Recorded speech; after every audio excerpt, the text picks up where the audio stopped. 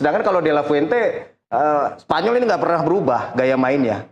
Kalau menurut saya Spanyol belum pernah menemukan lawan yang menyulitkan mereka, lawan yang bisa membuat mereka mengubah gaya main gitu. Artinya sampai semifinal ini De La Fuente udah lurus aja jalannya, lempeng banget gitu untuk menerapkan taktiknya, untuk menerapkan filosofinya gitu ya. Sedangkan Scaloni yang kelihatannya lebih teruji kecakapannya, kemampuan dia membaca situasi karena berangkat dari beberapa kali Argentina harus melewati situasi sulit.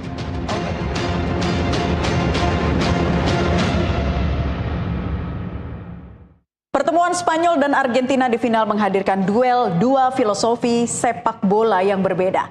Argentina datang sebagai juara bertahan dengan mental baja dan kemampuan bangkit di bawah tekanan. Sementara Spanyol tampil sebagai tim paling dominan dalam penguasaan bola dan pertahanan sepanjang turnamen. Ya, Spanyol dan juga Argentina. Dari sini kita akan melihat ya head to head keduanya dari pelatih sampai dengan pemain. Kita akan roll grafiknya. Yang pertama kita bahas pelatih ya, dari mulai Luis de la Fuente ya versus Lionel Scaloni. Siapa dulu? Mas Wiwit deh. Ya, kalau menurut saya Lionel Scaloni lebih teruji dalam dia melakukan penyesuaian. Tadi udah saya bahas bahwa beberapa kali Argentina menghadapi situasi sulit di pertandingan. Mereka harus bangkit dari ketertinggalan. Itu membutuhkan kecakapan pelatih untuk membaca situasi, untuk menentukan perubahan apa yang harus dilakukan, siapa pemain yang pengganti yang harus dimasukkan gitu ya. Sedangkan kalau De La Fuente, Spanyol ini nggak pernah berubah gaya mainnya. Kalau menurut saya Spanyol belum pernah menemukan lawan yang menyulitkan mereka, lawan yang bisa membuat mereka mengubah gaya main gitu. Artinya sampai semifinal ini De La Fuente udah lurus aja jalannya, lempeng banget gitu untuk menerapkan taktiknya, untuk menerapkan filosofinya gitu ya. Sedangkan Scaloni yang kelihatannya lebih teruji kecakapannya, kemampuan dia membaca situasi karena berangkat dari beberapa kali Argentina harus melewati situasi sulit. Oke, Mas Adiani, jadi akan terus seperti ini formasi yang digunakan Luis de la Fuente atau harus lebih cerdik meracik strategi menghadapi Argentina nanti? Spanyol dan de la Fuente punya gaya DNA yang tadi sudah tepat dan tak pernah berganti ya. Ini menjadi ciri khas dari mereka. Luis de la Fuente unbeaten di rekor ajang turnamen internasionalnya baik di Euros dan juga di World Cup, ini luar biasa, bahkan dengan hanya satu hasil imbang dan potensi untuk lagi berlaga di final. Tadi juga coba menyamai prestasi di 2010 yang Anda katakan. Ini adalah potensi terbesar bagi tim ini, tapi lawannya adalah Lionel Scaloni yang memang terkesan dalam beberapa laga ini Argentina reaktif terhadap lawan ya, tapi kemudian kalau di final ini adalah tim yang berbeda, tim yang bisa berubah dan menjadi tim yang akan justru mengejutkan Spanyol dengan mungkin tampil lebih ekspansif dan menekan sejak awal. Dan ini adalah satu konsep yang mungkin akan dicoba oleh Scaloni, karena kalau bertemu dengan Spanyol tapi kehilangan kendali di lapangan tengah sejak awal akan menjadi masalah. Dan kalau tadi dibicarakan mulus, mungkin hanya Tanjung Verde dan juga Belgia yang memberikan perlawanan yang agak menyulitkan ya bagi Spanyol, dengan juga bobolnya gawang dari Spanyol oleh upaya dari Xavier de Cataleya. Tapi kemudian semua situasi bisa juga diantisipasi dengan baik dan De La Fuente punya formula yang selalu tepat untuk bisa membuat Spanyol tampil sangat unggul dari lawan-lawannya. Kita akan bahas head to head kipernya ya, penjaga gawang Unai Simon versus Emiliano Martinez. Unai Simon, penjaga gawang yang nyaman dengan kaki, distribusinya juga sangat positif, 6 save selama ini dengan sepanjang turnamen hingga ke partai final, hanya 9 shots yang dirasakan oleh dirinya. Dan juga Spanyol ini bukti bahwa memang lapangan tengah dan defense dari Spain membuat Unai Simon bisa lebih nyaman ya. Dan bagaimana Prancis juga hanya punya XG 0,31. Ini yang sangat rendah dan begitu sulit untuk bisa menembus pertahanan. On average 0,35 XG yang dirasa oleh Spanyol di ajang kali ini. Bukti impresifnya pertahanan, bukti tangguhnya duet Laporte dan juga Cubarsí, dan membuat Unai Simon sangat excel menjadi penjaga gawang yang bisa terlibat juga dalam distribusi. Dan Dibu Martinez salah satu yang terbaik di dunia dari segi shot blocking, tapi tentunya presence dirinya juga sangat pivotal, leadership dirinya juga sangat dibutuhkan. Tadi sempat disentuh oleh Wiwit bahwa ada save yang begitu cemerlang kala mendinai Randal Kolomuani, dan bukan tak mungkin ada 2-3 save lagi yang akan sangat membantu upaya Argentina untuk bisa mengalahkan Spanyol, walaupun memang di depannya mungkin akan lebih optimal kita melihat duet dari Spanyol ya dalam Laporte dan juga Cubarsí ketimbang Lisandro Martinez dan Cuti Romero. Tapi tentunya Cuti Romero dan Lisandro Martinez juga masih terus diandalkan oleh Scaloni. Mas Adiani dan juga Mas Wiwit, kita akan lihat dari lini belakang bertahan ya, lini belakang.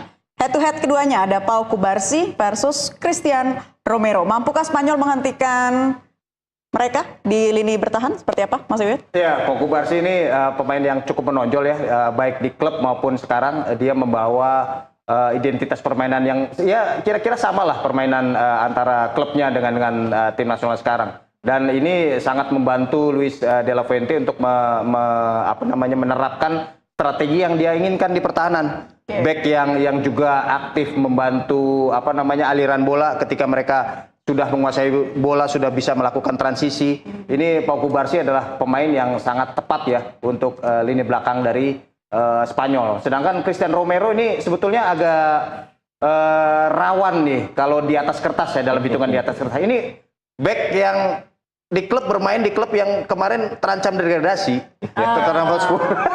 Jadi mungkin itu yang membuat Inggris kemarin beberapa mantan pemainnya begitu yakin sebelum ketemu Argentina. Kita bikin 2 gol aja bisa ini ke gawang Argentina gitu. Karena ini Romero memang kurang meyakinkan sih ya kalau dari lihat performanya masuk ke Piala Dunia. Kalau dibandingkan dengan 4 tahun lalu misalnya Nicolas Otamendi misalnya. Otamendi itu luar biasa penampilannya waktu 4 tahun yang lalu. Cuma sekarang dengan faktor usia rasanya Scaloni perlu memang melakukan regenerasi ya, mulai melakukan regenerasi, dan Romero dipilih. Dan ini tadi kita bisa melihat bagaimana Argentina tidak sekuat Spanyol pertahanannya, banyak kebobolan, dan rasanya itu juga menjadi salah satu faktor mengapa Romero mungkin akan menjadi salah satu titik lemah barangkali ya di pertandingan final nanti. Kita lanjut ke lini tengah yang dibilang Mas Adiani ngeri-ngeri ya. Ada Rodri dan juga Enzo Fernandez. Sensasional. Absolut cinema ini. Wow. Strategi yang harus dilakukan Argentina dalam menghadapi lini tengah Spanyol itu seperti apa?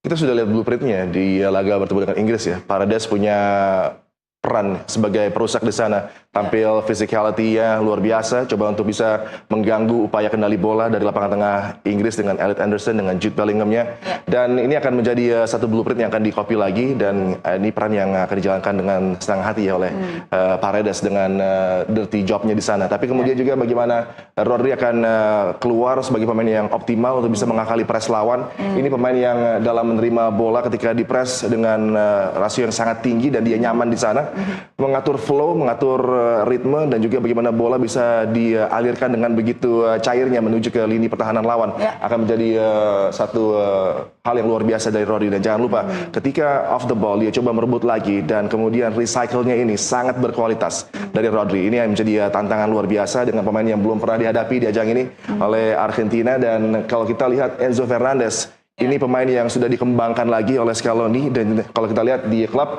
mungkin Chelsea tidak banyak membantu dirinya untuk bisa memprogres sebagai pemain bintang ya, karena begitu sering berganti pelatih. Tapi kalau di Argentina dia pemain yang berbeda, dan Scaloni tahu betul bagaimana memanfaatkan dirinya. Bahkan sekarang dia two-way player. Di laga bertemu dengan Inggris, dia yang benar-benar merubah situasi di lapangan tengah dengan melakukan double up cover kepada Jude Bellingham, dan kemudian memulai serangan untuk Argentina. Dan bukan tidak mungkin dia sering juga melakukan box crashing runs-nya yang sangat penting. Dia bisa beranduk bola, dia bisa melepaskan tendangan jarak jauh. Ini pemain yang bisa memberikan pembeda signifikan ya bagi Argentina. Oke, kita lanjut ya, head to head dari lini depan ada Mikel Oyarzabal dan juga Julian Alvarez. Siapa yang lebih unggul dari ketajaman pemain, Mas? Kalau melihat koleksi golnya pastinya Oyarzabal lebih terlihat lebih unggul daripada Julian Alvarez ya, sudah 5 gol. Tapi Alvarez ini perannya kalau menurut saya krusial buat Argentina yang mengandalkan Messi ya. Dia bisa membantu Messi memecah konsentrasi pertahanan dari lawan. Ini pemain yang daya jelajahnya sangat tinggi, sangat mobile gitu ya. Makanya itu alasan mungkin kenapa Alvarez lebih sering dipilih sebagai starter ketimbang Lautaro Martinez. Kalau Lautaro Martinez itu lebih ke predator di kotak penalti lah. Dia tinggal tunggu umpan matang gitu ya, seperti yang terjadi di semifinal lawan Inggris ketika Argentina butuh gol, masukin Martinez gitu, Lautaro, dan ternyata betul dia yang menyelesaikan umpan dari Messi. Tapi kalau untuk memulai pertandingan di mana mungkin Messi masih mencoba mencari celah lawan gitu ya, Messi perlu kebebasan bergerak untuk jangan sampai terlalu banyak diganggu oleh pemain lawan. Alvarez memang tepat sebagai tandemnya Messi. Makanya kalau menurut saya Alvarez nih sangat krusial buat permainan dari Argentina selama mereka masih mengandalkan Messi. Oke, ditambahkan Mas Adian. Ya, Mikel Oyarzabal bukan pemain nomor 9, bukan pemain nomor 10, bukan pemain nomor 11, bukan nomor 8. Tapi dia floating. Dia pemain yang punya kelincahan bergerak. Dia punya visi bermain dan koneksinya luar biasa. Dan give and go-nya sangat dimanfaatkan De La Fuente. Dan eye towards goal-nya juga impresif. Dan dengan 5 golnya ini bukti bahwa dia terus menemukan momennya di ajang kali ini. Di saat-saat yang genting untuk Spanyol. Dan ini adalah pemain yang sangat diandalkan dan disukai oleh De La Fuente. Tentunya dari San Sebastian juga ini menjadi satu pemain yang tak tergantikan dan influence-nya luar biasa lah untuk Spanyol dan akan terus diandalkan ya untuk bisa membongkar pertahanan dari Argentina untuk memancing Lisandro Martinez, memancing Cuti, bahkan kedua wingback dari Argentina akan coba diinteraksi juga oleh Oyarzabal. Dan kalau Julian Alvarez menggantikan peran dari Angel Di Maria, tak mudah. Angel Di Maria pemain tanpa ego, tidak pernah selfish dan memberikan bola-bola yang begitu indah dan nyaman untuk Leo Messi. Alvarez agak berbeda, dia punya positivity, directness of play, dan juga ketika coba untuk bisa meningkatkan intensitas ancaman, dia bisa lakukan dengan aksi dribblenya dan terbukti dengan gol-gol yang cemerlang yang dia lesakan sepanjang dia berlaga untuk Argentina, apalagi golnya kalau bertemu dengan Swiss, salah satu yang terbaik juga di ajang kali ini. Alvarez tentunya menjadi penopang, menjadi penolong juga bagi Leo Messi andai terjadi deadlock bagi Argentina. Oke. Dan terakhir, Tara, pemain kunci ada Lamine Yamal dan juga Lionel Messi, di mana foto-foto keduanya sudah beredar di media sosial. Bangkit lagi kenangan lama ya, ketika Messi memandikan Lamine Yamal di event UNICEF masih dalam hitungan bulan. Ya, ini secara psikologis kemudian membuka ya pengaruh juga kepada para supporter nantinya seperti apa. Wah, gini ya. Nah, silakan Mas Dewi ditambahkan. Ya, ada drama ya. Tadi yang Naila bilang ini foto Messi memandikan Yamal yang muncul, yang diproduksi tahun 2007 tuh muncul lagi gitu. Nggak disangka-sangka seorang anak yang nggak dikenal dulu ya, sekarang tiba-tiba akan menjadi lawan Messi di final Piala Dunia, ajang terbesar gitu ya. Yamal sendiri memang kalau saya bilang mungkin lesatannya lebih bagus daripada Messi ya. Messi 2006 debutnya di Piala Dunia, dia cuma jadi cameo gitu. Paling cuma nyetak 1 gol waktu lawan Serbia. Tapi selebihnya dia lebih banyak di bangku cadangan karena waktu itu Argentina masih punya Carlos Tevez, masih punya Hernan Crespo. Sedangkan Yamal dalam usia sedemikian muda sudah menjadi pemain kunci buat Spanyol. Kemarin 2024 Spanyol nggak akan juara kalau nggak ada Yamal gitu ya. Sekarang 2 tahun kemudian kita lihat Yamal mungkin belum mencapai performanya level seperti 2 tahun yang lalu, tapi dia tetap menjadi krusial buat Spanyol. Kita bisa melihat bagaimana Luis de la Fuente juga selalu memainkan Yamal dalam setiap pertandingannya. Takdir Tuhan kah mereka dipertemukan kembali?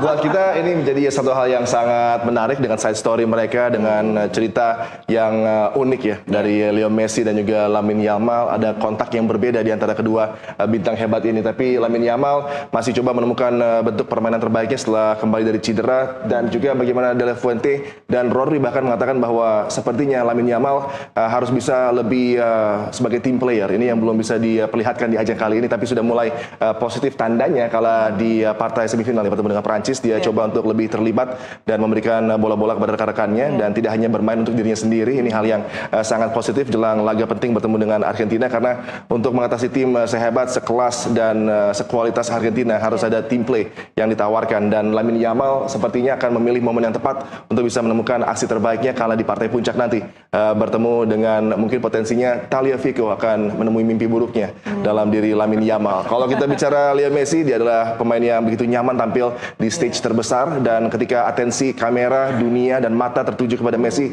dia akan bersinar. Jadi tidak usah khawatir, Messi tidak akan underperform di partai final. Dia akan kembali menjadi pemain yang akan memegang peran signifikan, dan Messi terus menemukan momen, dan di momen itu dia bisa memulai memperlihatkan aksi magisnya untuk Argentina.